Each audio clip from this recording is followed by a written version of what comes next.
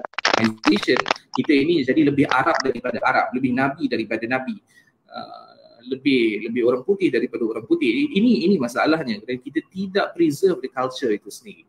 Sedangkan Islam ini datang bukan suruh kita menjadi Arab, tapi Islam ini datang supaya kita menjadi orang baik kepada sesama manusia, tanpa kita kira apa sexual orientation, apa physical attribute dia. Islam tidak pandang itu. Dan menjawab kepada soalan moderator. Okey, ini mereka menggunakan moral argument, ya. Ini melayan perasaan, ya. Kata bahawa Islam ni adalah agama yang Allah melihat kepada kebaikan seseorang, bukan kepada orientasi seksual seseorang. Senang kata, Allah tak nak kita buat dosa. Kenapa kita tak bercakap macam tu? Allah nak melihat hati kita. Betul? Innallaha la yanzuru ila suwarikum wala ila ajsamikum walakin yanzuru ila qulubikum.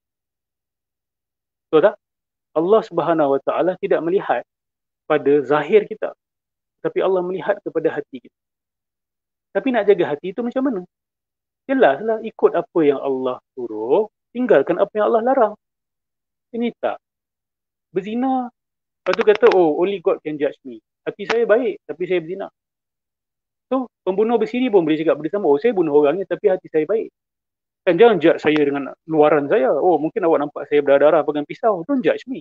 Hati saya baik. Pergi rompak rumah orang, kata, oh, hati saya baik. Allah tak lihat zahir saya. Allah tak lihat, Allah lihat hati saya. Kan Allah kata, yang zuru ila qulubikum. Dalam riwayat lain, wa a'malikum. Pada hati kamu dan pada perbuatan kamu.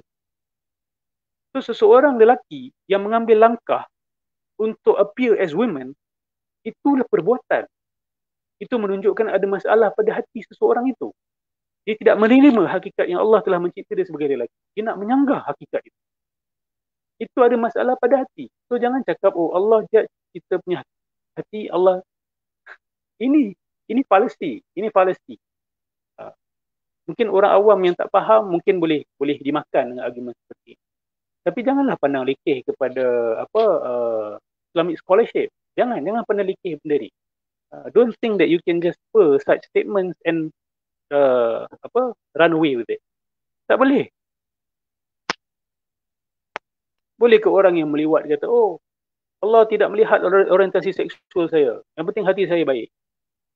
So, agama ni apa sebenarnya jadi? Agama ni hanya setakat etika ke? Akhlak ke agama ni?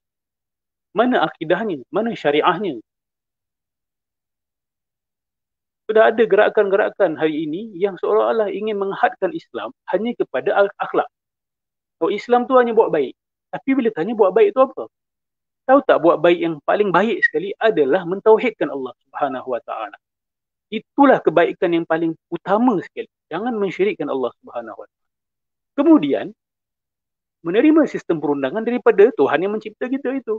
Apa yang dihalalkan, apa yang disuruh buat, diwajibkan kita buat. Apa yang diharamkan, kita jangan buat. Itu sebenarnya. Itulah buat baik. Itulah jadi baik. Dan lakukan dengan ikhlas. Bukan menunjuk-nunjuk. Bukan untuk dapat harta dunia. Buat kerana cintakan Tuhan. Dan kita yakin, bila kita buat apa yang Allah suruh, dan tak buat apa yang Allah larang, secara tidak langsung kita dah buat baik kepada sesama manusia. Apa yang Allah wajibkan itu baik untuk manusia. Apa yang Allah haramkan itu buruk untuk manusia. Setiap hukum hakam itu ada hikmah di sebalik. Jadi jangan kata seolah-olah mengatakan bahawa kita boleh langgar hukum hakam, tapi yang penting hati baik. What kind of argument is this? Ini cara berfikir macam mana? Kan? Islam bukan setakat akhlak. Okay? Akhlak tidak terpisah daripada akidah dan tidak terpisah daripada syariat. Okay? 3 rukun ini, rukun agama yang penting ini. Akidah, kepercayaan yang betul kepada Tuhan. Dan percaya yang betul, perbuatan yang betul. Tak boleh percaya betul. Buat mesti betul. Jangan percaya benda betul tapi buat benda salah. Percaya dadah ini merosakkan tapi pergi makan dadah. Percaya zina salah tapi pergi berzina. Yang ketiga adalah akhlak ataupun ilmu ihsan ataupun ilmu tasawuf. Kita menyucikan hati kita supaya kita buat perkara dengan ikhlas. Kita sucikan hati kita, kita berakidah dengan ikhlas, kita bersyariat dengan ikhlas. Itulah Islam. Jangan asyik nak kata Islam ni etika je, etika. Kalau Islam setakat etika, tak payahlah kepada Islam ni, sebab semua orang dah tahu. Bunuh itu salah, zina itu salah. Secara fitrah orang dah tahu.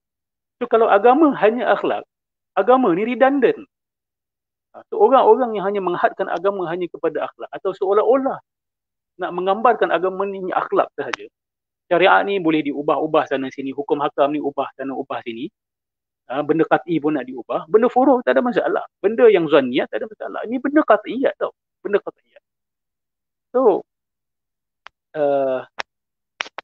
saya harap kami dah dapat buat apa yang kami patut buat, supaya kami dapat lepas daripada tanggungjawab kami di dunia dan akhirat. Ya, nahyu anil munkar laula daf'ullahi an-nasa ba'dahum bi ba'd la fasadatil ard. Kalau tidak ada sebahagian orang yang menahan sebahagian orang lain, alam ini akan hancur. Dunia ini akan hancur.